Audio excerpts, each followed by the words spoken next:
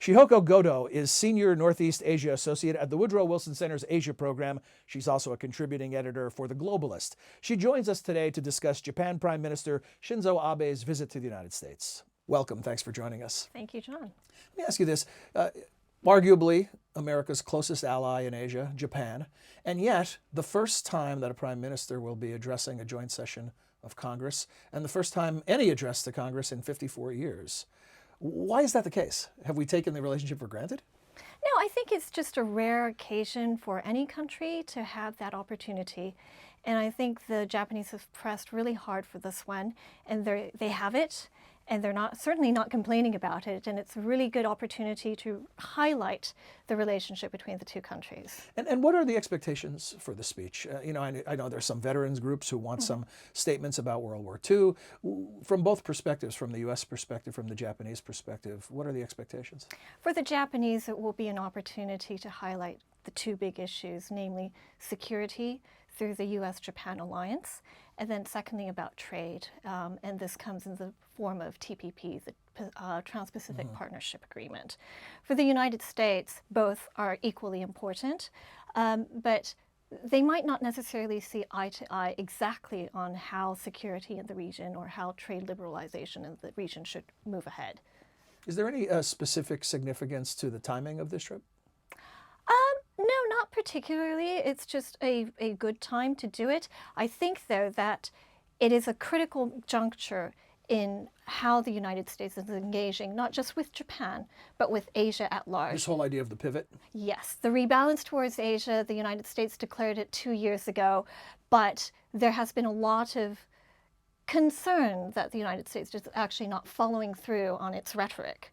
This is an opportunity to say, roll out the red carpet, have a banquet at the White House, have Shinzo Abe speak to members of Congress, highlight what the relationship is and what it can be moving forward.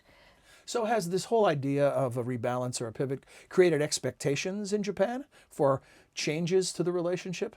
Yes. Japan has been a pacifist country for the last 70 years, and there's movement to move slightly away from that so that Japan can actually spend more, do more for its own self-defense purposes. That is a move that is welcomed in large part in Washington, but it's raised a lot of eyebrows in both China and Korea, which are important neighbors to Japan, but Korea in particular is a very important ally to the United States. So how they respond to Japan wanting to do more for its own security will be something that will be looked at closely, not just by Washington, but also in Seoul and Beijing. And how does the rise of China as a global force, how does that affect the relationship between Japan and the United States? Is Japan now see itself in competition for attention with China? It wasn't too long ago we could look at news magazines and see a rising Japanese sun and notions that this was the emerging Japanese century. Right. And somewhere along the way that has become a Chinese flag instead of a Japanese flag.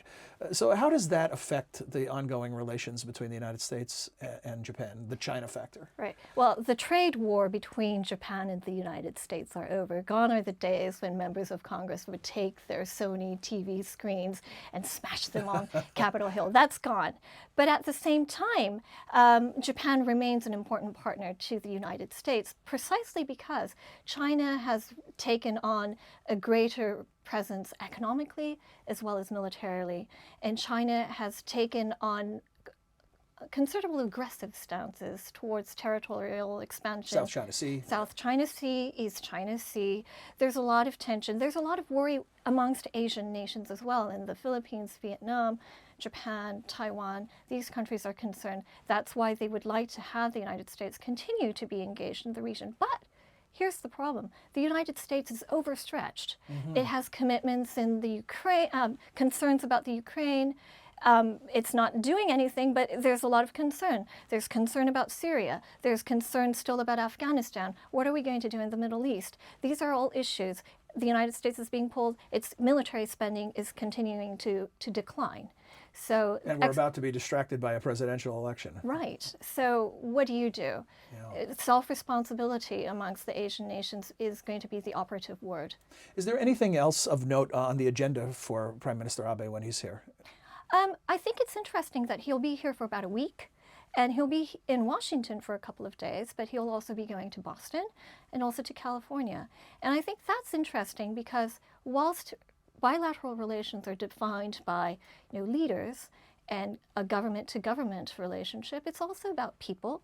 I think it's particularly interesting that Abe is going to spend a lot of time with Japanese Americans as well. That's a really new development. The kind of idea of a greater Japan or a greater Japanese identity is something that will be looked at closely. A final thought about a successful trip from the perspective of Japan. Anything concrete need to emerge from this, or is this more about symbolism or reaffirming ties, things of that nature?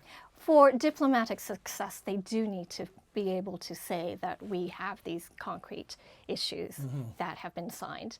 I think on everyone's wish list has been TPP, but that is unlikely to happen. However, there should... During this visit. During this visit, because of issues on the Hill about approving fast track. I don't think that's going to happen between now and 2 weeks from now. But I do think there will be significant progress in the security alliance and how the United States and Japan see the military threats in the region, how they'll be able to cooperate on issues, not just in traditional maritime or air security defense issues, but also in new issues like cybersecurity. We've seen the Sony hacking. We've seen things that are new that need new guidelines. Well, Shihoko, it's always exciting when there's a state visit, no matter how long we've been at this. And so maybe we'll have a chance to speak with you afterwards to see if any of those noteworthy things happen. That would be great. Thanks for joining us. Thanks for the preview. Thank you.